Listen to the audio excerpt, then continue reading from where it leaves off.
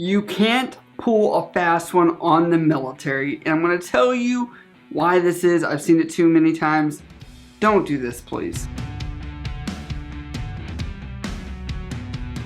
What is up, guys? You're tuning in to Nikki MGTV for another military video for all your military video needs. As always, you can hit me up on Instagram, Snapchat, or down in the comments below if you have questions. But as always, let's roll right into the topic, and that is this military veteran, or Navy specifically. She owes, let me get out the article from, Navy Times. Oh yeah, by the way, Navy Times, aka Military Times, which encompasses all the times. Thanks for including me on your little article about the top military YouTubers. It's alright, it's okay. You guys that are here are the ones that are supporting me, so that's what I care about. But I want to give a shout out to Bully, JT, Archie, Matt Ward, Austin, all those dudes that were supporting that. But yeah, finally some recognition. I was just waiting for the day for that article to be written where finally they would get some recognition, or somebody would, that's on this platform, because we honestly give a ton of information. But let's refer back to this. This veteran owes $139,420. Now, you're like, Nikki, how can someone accumulate that much debt to the military? Now, it's very simple. There are a lot of people that join the military, and I would like to say most people that join are very intuitive in regards to like country before self or honor, courage, commitment, whatever you want to go through, whatever your branch is about and what we preach or what our values are. Most people have a pretty good compass for moral stuff, but there are people that derail from that. Kamisha Walters. Now, here's the deal. Everybody's trying to get housing allowance to move off base, and everybody knows that you're able to get housing allowance if your spouse lives somewhere else and you are living wherever your current duty station is at. Now, I'll say there are people that think they're going to outsmart the military and say, oh, well, I live in Virginia where my duty station is, which is what she was doing. She was on the carrier there, and she stated that her husband had lived in Brooklyn, which the BH, or the housing allowance rates, are insanely high. So imagine you are just going to pocket that if that person really doesn't live there. Now, the funny thing is, her husband actually never lived there, and actually has never been to the United States. Everything was falsified. Now, she has accepted a plea deal to go to jail for 5 months, but they did note in the article she got an honorable discharge, which I'm a little confused about, because I was like, maybe that's a print of some kind, or maybe the person that wrote it didn't put the right thing. But I would be surprised if she got an honorable discharge. And she did this for about a year and a half.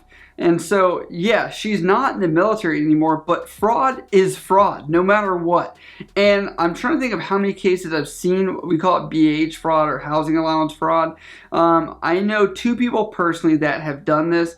Now, the first person that did it, he was on the ship that I was on. He was a machinist mate that never claimed that him and his wife got a divorce. They did, and on the sheet that you signed for when you update your dependency data, it says you must notify the military within 60 days any changes that happen.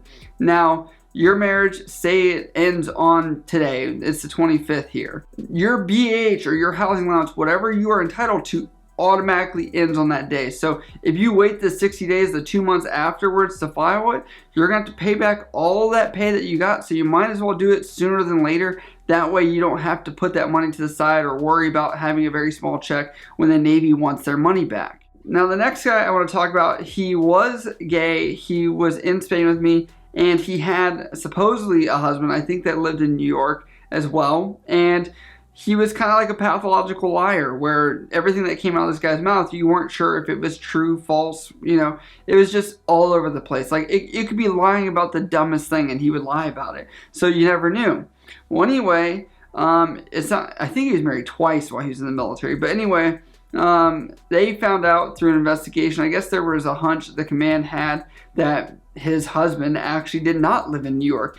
And the other thing I'd like to say is, if you notice, everyone's stating that whoever they're married to is living in this crazy place like San Francisco or Brooklyn or Manhattan or wherever it is to claim the highest amount of housing allowance.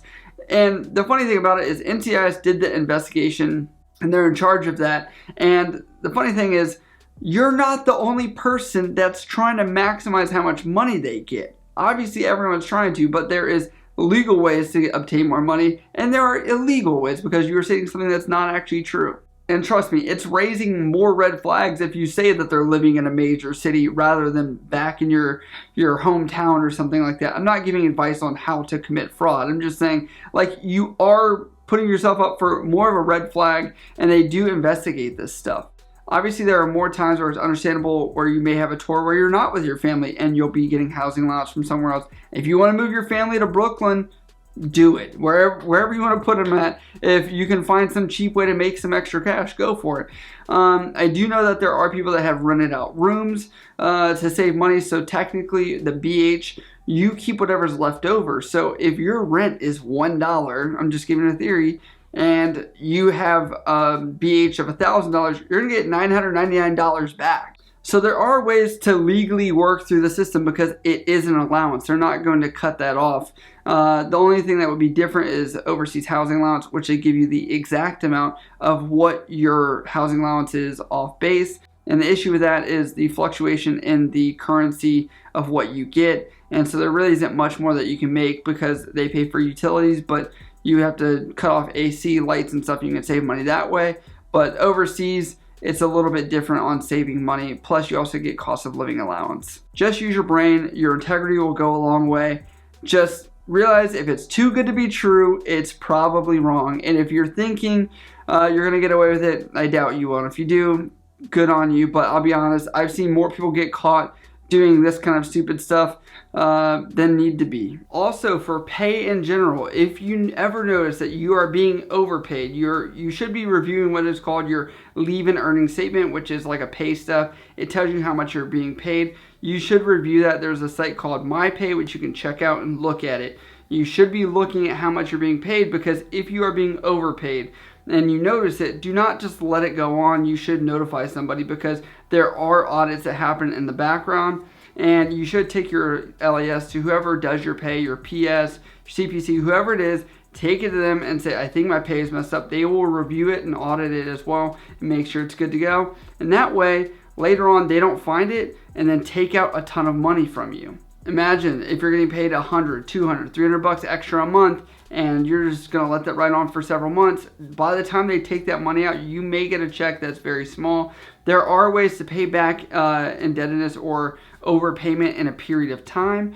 If you are going to have pay that's less, or you know you're not being paid enough, you do need to bring that up to your PS or CPC or whoever is handling your pay. And the benefit of if you're being underpaid is that you will get reimbursed for the money that you should have been earning. But if you do have questions about the military, you can always hit me up on Instagram, Snapchat, or down in the comments below. I love you guys. I'll see you next time.